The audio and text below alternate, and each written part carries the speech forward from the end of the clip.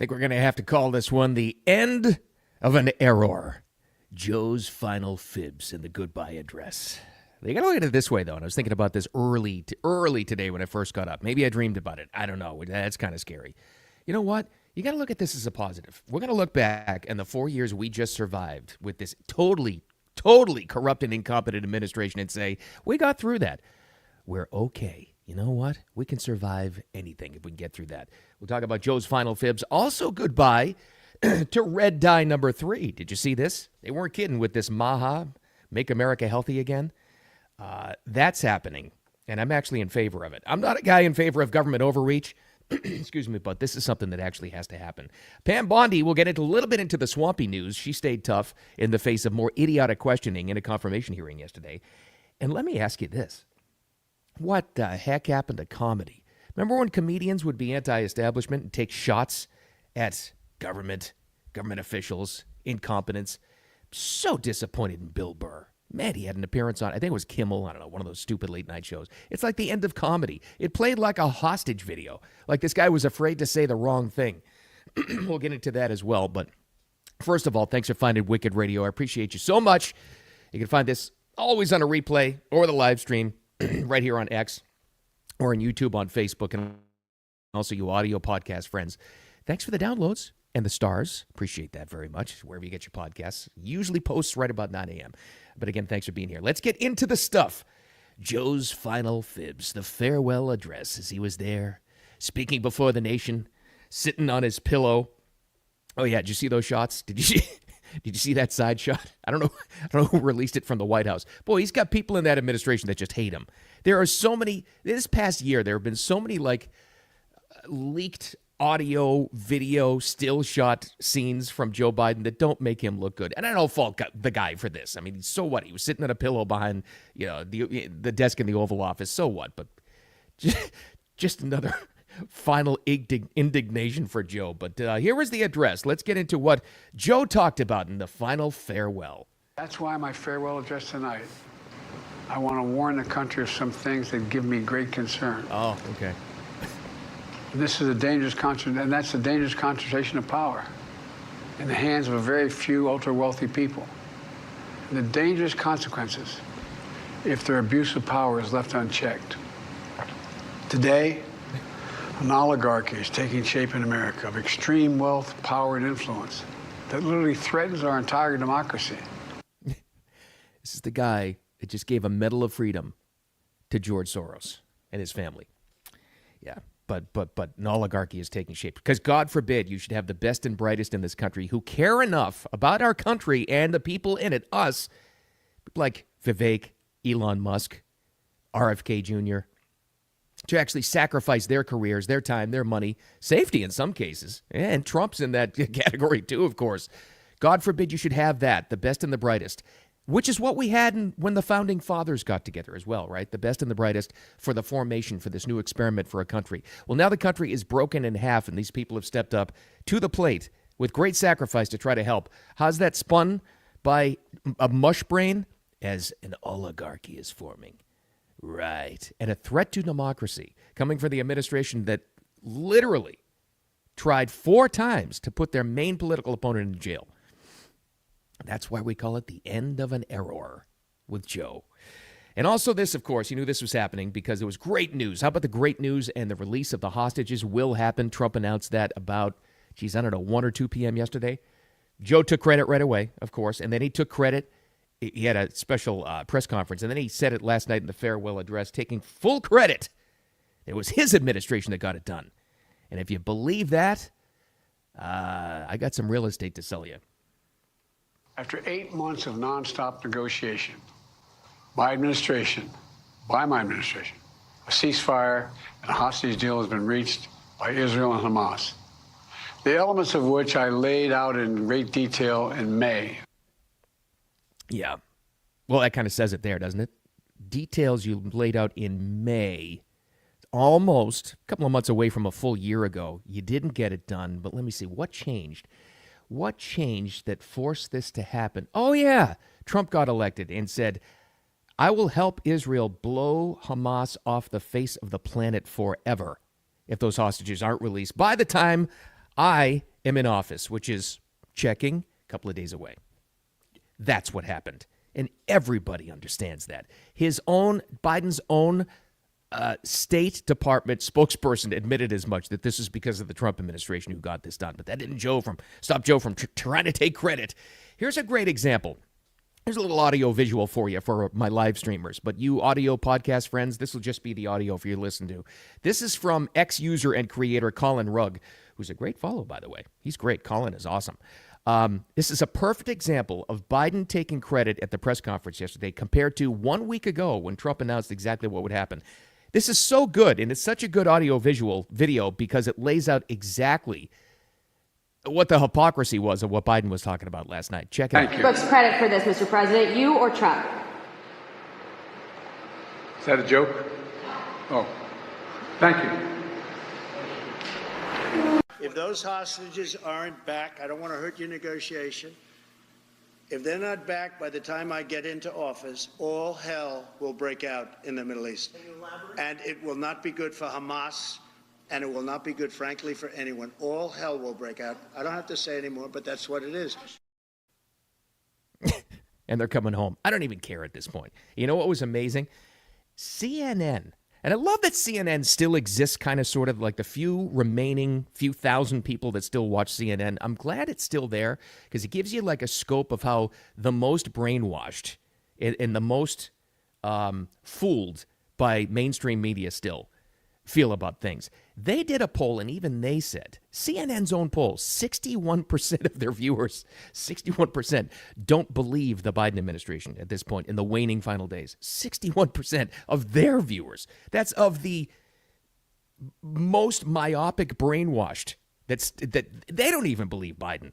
So the people that will, if you run into people at work today or in your family that'll say, did you see Joe got the hostages home? Here's my advice to you. Don't even argue with him. Just let him go with it, because who cares? Because the most important thing is the remaining hostages that we have. The ceasefire has been reached. We know Trump got that done because of threats.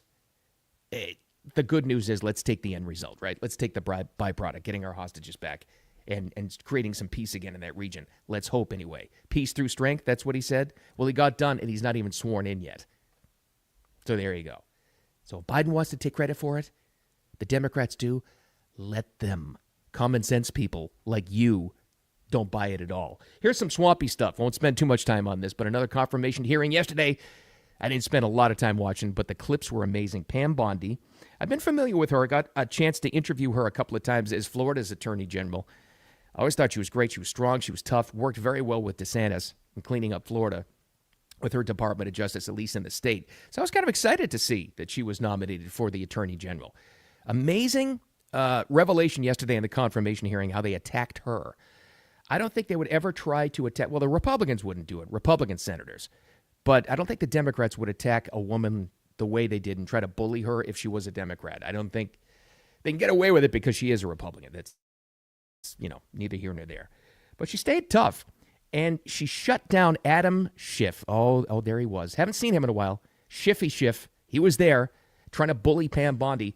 She wasn't having it. It sounded like this. I have not looked at any of those files. If confirmed, I will look at the files and for the pardons, as well will as you the be able to ongoing review investigation. hundreds of cases on day one? I will look at every file I am asked to look at. Of course you won't. So will you advise the president? Can I answer the question? Well, my question I is, would have plenty of staff. You said, of course you want. You'll be able to review Listen, hundreds I'm of not going to cases on the first mislead day? this body nor you. All right, let me ask another question. Oh. You don't want to answer that. Let me ask You were another question. censured by Congress, Senator, for comments just like this that are so reckless. See, I like that. I kind of like that. I wish Pete Hegseth the other day did the same kind of thing. Call them out on their own thing. I know it's not when they get prepped for these kinds of things. They always tell any of the nominees, don't seem bitter, don't fight back, don't yell, don't interrupt them, because you're still trying to win over the American people, right? But at some point, she couldn't take it anymore. She called Adam Schiff on the table, saying, "If you caught that, you got censured for this very same kind of behavior, Senator." Which I think is just absolutely great. I wish they would do more of that because I want to see the fight back. But she handled it with class. She does have some friends, some allies, though. I got to laugh because in situations like this, because this whole discussion yesterday apparently turned into an attack on What they're really afraid of is somebody whose confirmation hearing is going to be much-watched TV. Kash Patel, who's nominated to head up the FBI. That's what they're really afraid of, because a lot of these crooked senators who have weaponized the Department of Justice, they're afraid of what that guy's bringing in. And it was amazing how many times his name was brought up in the confirmation hearings yesterday. That's what it's really about. That's what they're really afraid of. But she fought back, and that was good. But she's got an ally in Ted Cruz, who made a great point, as he always seems to do, talking about the weaponization of the DOJ against political opponents. Well, that's happening now, and the people who are in charge now. And Ted laid that out. It's long, but you got to hear it because he did it in a way that only Ted can. And in the last 4 years, we've seen Donald Trump indicted and prosecuted not once, not twice, not 3 times, but 4 separate times. And 2 assassination attempts, Senator. I have to say, Javert from Les Mis would be chagrined at the efforts of Democrats to do anything possible to take him down. And I believe the real target in this was not President Trump, but it was the American people, that these prosecutions were brought because partisan prosecutors were terrified that the American people would do exactly what they did in November of 2024 and vote to reelect Donald J. Trump. Well, I think he's right. And my God, only Ted Cruz would bring up a Les Mis reference in a confirmation hearing. He's great with that stuff. You want to challenge Ted Cruz on constitutional law? Okay, sure, go ahead. Good luck with that.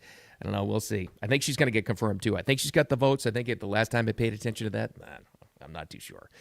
All right, this bothered me greatly yesterday because I've always loved, until this point, Bill Burr, the comedian, because he took shots at everything and was completely unafraid. Until recently, he's become a big Free Luigi guy. Remember Luigi, the guy that gunned down the United Healthcare CEO?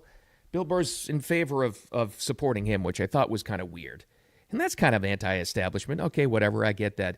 And then he goes on, and I think this was Kimmel, whatever, I don't know. The late night comedy is absolutely dead. And this is proof positive of that, because Bill Burr gets on there, and this played like a hostage video about the LA fires, talking about it. Like, what happened to comedy? What happened to comedians speaking up for the people and taking shots at incompetent government and speaking up for the people and doing that? This was, I'm sorry, this just sounded weird to me. This is Bill Burr on Kimmel. It was either last night or the night before. I don't know, whatever it was. Are you guys back in? And I think everybody did a great job. Yeah. Unlike the internet, you know? Yeah, right, I know, it's right. Oh, my God. All of these fire experts. Why didn't you just fly a helicopter into the ocean? You know what? Looking at the footage on the internet, I have determined that this here was mismanaged. They're talking about looting, but CNN and Fox News are not going to bring up the insurance companies that are just going to keep everybody's premiums and still give themselves a bonus. I was right about that, about the insurance companies. I get that, but seriously, Bill? Really? That felt to me like he was threatened to make that comment. You know how, the most telling sign of all was Kimmel loved it. Yes, yeah, because they're absolutely under the direction of their overlords in establishment government. That's how they get those jobs. It sounded like Bill Burr was told to say the right things on the right platform so he'd keep working. It's exactly what it sounded like to me. People have said that for years. That's what's happened to entertainment. I'm starting to believe it now. I really am, because that's exactly how that played last night, or night before, whatever it was. So is that what he's saying? So most people, by the way, in the country, most people feel the same way. It's obvious as hell. You're not a fool if you look at the LA fire situation and realize that that's mismanagement. You don't have to call yourself a fire expert to realize that. Of course it's mismanaged. It doesn't get to this point unless it's mismanaged in Los Angeles, from top to bottom in every single regard. So that's just weird to me. I don't think any classic comedian would have done the same thing. I think they'd be horrified by it. Richard Pryor would have mocked the mismanagement in L.A. George Carlin would have. I think even like Eddie Murphy would have. Today's comedians, they're just like, pro-establishment. I don't get it anymore. God, is that disappointing. Man. We rely on comedians like Bill Burr to take shots at corrupt government officials. And don't tell me I'm a fool, Bill, for thinking that this is corruption that led to the destruction of that city. Of course it was. I'm not going to call myself a fire expert like you mocked there. Don't mock me. Mock the people that did that. Man, that sucks. But just so disappointed in him. That sucks. Who's doing his? Who is he bidding for these days? Gee, are you that afraid? You're afraid you're not going to work in Hollywood anymore, that you have to protect the Democrats? God, what happened to comedy? That's all I want to know. A lot of goodbyes, not only the end of an era with Joe's final fibs. Say goodbye to red dye. It rhymes, so I stuck with that, but it's actually red dye number 3. Let me go to the exact headline.